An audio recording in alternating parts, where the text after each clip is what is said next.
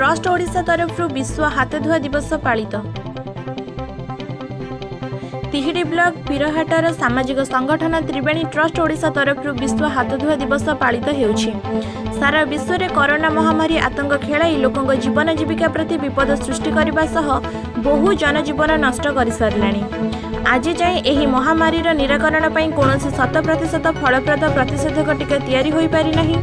केवल सतर्कता और सावधानता अवलंबन पर विशेषज्ञ माने परामर्श देउछन्ति।